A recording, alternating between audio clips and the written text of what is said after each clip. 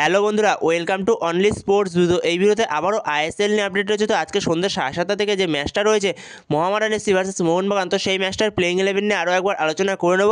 কারণ সেই ম্যাচের আগে আলবার্টো রড্রিগেজ হয়তো এই ম্যাচের জন্য সে অ্যাভেলেবেল থাকবে না, কারণ আলবার্টো রড্রিগেজ সে কোনো রকম অনুশীলন করেনি। তো সেখানে আলবার্টো রড্রিগেজ সে মেনলি সাইড লাইনের ধারেই অনুশীলন করেছে এই কদিন। তো সেখানে আলবার্টো রড্রিগেজকে মেন টিমের সঙ্গে অনুশীলন করতে দেখা যায়নি, এবং তার পাশাপাশি মোহনবাগানকে নিয়ে আরও কিছু আপডেট রয়েছে। এছাড়াও আইএসএল এ first leg semifinal, second leg semifinal এবং কোয়ালিফায়ার্স কবে হবে তো সেই নিয়েও আপডেট রয়েছে। এছাড়াও মোহামেডান এসসিকে নিয়ে আপডেট রয়েছে। তো ভিডিওটি সবাই শেষ পর্যন্ত দেখতে থাকো। আর চ্যানেলে নতুন হয়ে থাকলে চ্যানেলটি সাবস্ক্রাইব করে পাশে থাকা বেল আইকনটিকে অন করে পাশে থেকো। তো সেখানে যদি প্রথমে আলবার্টো রড্রিগেজকে নিয়ে কথা বলা হয়, তো আলবার্টো রড্রিগেজ সে এই কয়েকদিন ধরে ঠিক করে অনুশীলন করেনি।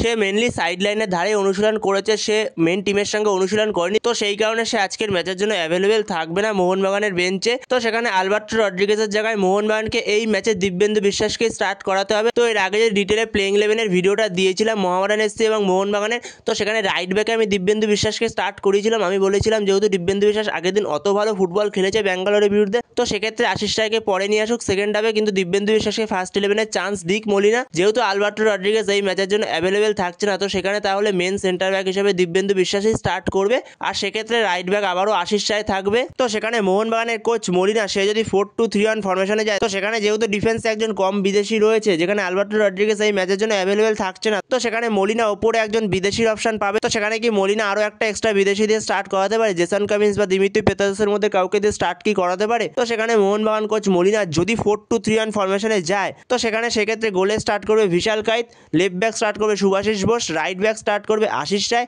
আর দুজন মেন সেন্টার ব্যাক হয়ে যাবে একজন টম অ্যালেট আর একজন দিব্যেন্দু বিশ্বাস, আর মাঝমাঠে দুজন আপুয়ার সঙ্গে দীপক তাংড়ি, আর দুদিকে উইং থেকে লেফট উইং থেকে লিস্টান গার্লস, আর সেক্ষেত্রে রাইট উইং থেকে মানবীর সিংয়ের জায়গায় দিমিত্রি পেতাদোস বা জেসন কামিন্স কাউকে দিয়ে স্টার্ট করাতেও পারে মলিনা যদি এই ফরমেশনে যায়। তো সেখানে একজন বিদেশিকে দিয়ে স্টার্ট করাতে পারে, কারণ এর আগে জেসন কামিন্স সে রাইট উইংয়ে খেলেছে এবং দিমিত্রি পেতাদোস সেও রাইট উইংয়ে খেলেছে। তো সেক্ষেত্রে রাইট উইংয়ে একটা বিদেশি দিয়ে স্টার্ট করাতেই পারে মলিনা।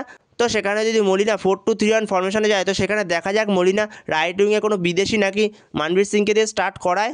আর নম্বর 10 রোলে সেক্ষেত্রে গ্রেগ স্টুয়ার্টই স্টার্ট করবে অ্যাটাকিং মিডফিল্ডে, আর ওপরে একজন স্ট্রাইকার জেমি ম্যাকলারেন। এছাড়াও মলিনা আরও একটা ফরমেশনে যেতে পারে, যেখানে মলিনা 4-4-2 ফরমেশনে যেতে পারে। তো সেক্ষেত্রেও গোলে স্টার্ট করবে বিশাল কাই, আর চারজন ডিফেন্সের মধ্যে left back Shubhasish Bose, right back Ashish Roy, আর দুজন মেন সেন্টার ব্যাক একজন টম অ্যালেট আর একজন দিব্যেন্দু বিশ্বাস, আর মাঝমাঠে দুজন আপুয়ার সঙ্গে গ্রেগ স্টুয়ার্ট। তো সেক্ষেত্রে গ্রেগ স্টুয়ার্ট মাঝমাঠে স্টার্ট করবে, আর দুদিকের উইং থেকে লেফট উইং থেকে লিস্টান করাস, রাইট উইং থেকে মানবীর সিং, আর ওপরে দুজন স্ট্রাইকার জেমি ম্যাকলারেন আর জেসন কামিন্স। জেসন কামিন্স সে মেনলি জেমি ম্যাকলারেন একটু পেছন থেকে খেলবে, যেই রোলটা সে এর আগে প্লে করছিল, তো সেরকমই খেলবে। তো সেখানে এই ফরমেশনটায় গেলে অনেকটাই এফেক্টিভ হবে মলিনা, যেহেতু একটু অ্যাটাকিং ফরমেশন এটা, যেখানে গ্রেগ স্টুয়ার্ট আর জেসন কামিন্স তারা দুজনই মেনলি একটু পেছন থেকে খেলবে, তো সেখানে একটু এফেক্টিভ হবে এই ফরমেশনটা। তো সেখানে দেখা যাক মলিনা এই দুটো ফরমেশনের মধ্যে কোন ফরমেশনে যায় আজকের ম্যাচে। তো এরপরে যদি মোহামেডান এফসির কোচের ব্যাপার নিয়ে কথা বলা যায়, তো মোহামেডান এফসির কোচ সে আবারও মোহামেডান এফসির কোচের পদেই থাকছে।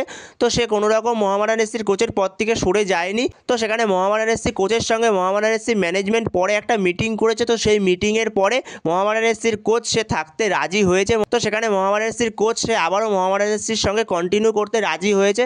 তো সেখানে মোহামেডান এফসির হয়ে আজকে সাইড লাইনের ধারে আবারও সেই আন্দ্রে চেন্নিসাপকে দেখা যাবে। তো সেখানে মোহামেডান এফসির হয়ে কোচ আন্দ্রে চেন্নিসাপই থাকছে এই মরশুমে আপাতত পর্যন্ত।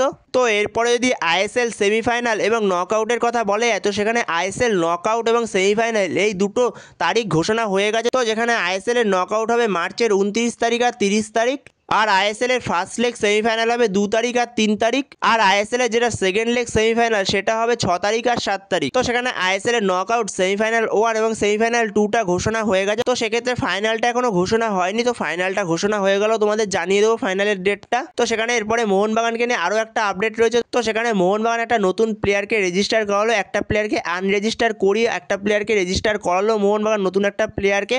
তো সেখানে মোহনবাগান সুমিত রাঠিকে আনরেজিস্টার করিয়ে সালাউদ্দিনকে রেজিস্টার করলো। তো সেখানে এই রেজিস্টারটা খুবই ভালো একটা রেজিস্টার, যেখানে সালাউদ্দিন সে একজন খুবই কোয়ালিটিফুল প্লেয়ার, স্কিল রয়েছে তার মধ্যে, খুবই ভালো ট্যালেন্ট রয়েছে। তো যেখানে সুমিত রাঠি সেও একজন ভালো প্লেয়ার। তো সেখানে যে সালাউদ্দিনকে রেজিস্টার করেছে এটাও খুবই ভালো মোহনবাগানের জন্য। তো সেখানে সালাউদ্দিনকে রেজিস্টার করিয়ে নিয়েছে মোহনবাগান। তো বন্ধুরা তোমাদের মতে যদি মোহনবাগানের প্লেইং 11-এ আর কোনো চেঞ্জ হতে পারে, তো সেটা যদি মনে হয় তাহলে অবশ্যই কমেন্টে জানিও। তো এই ভিডিওতে এই পর্যন্তই। তো এই ভিডিওতে এই আপডেট আপডেটগুলো নিয়ে আলোচনা করার ছিল। তো ভিডিওটি ভালো লাগলে অবশ্যই লাইক শেয়ার সাবস্ক্রাইব করতে ভুলো না। তো নেক্সট ভিডিওতে দেখা হচ্ছে, ততক্ষণের জন্য বাই বাই।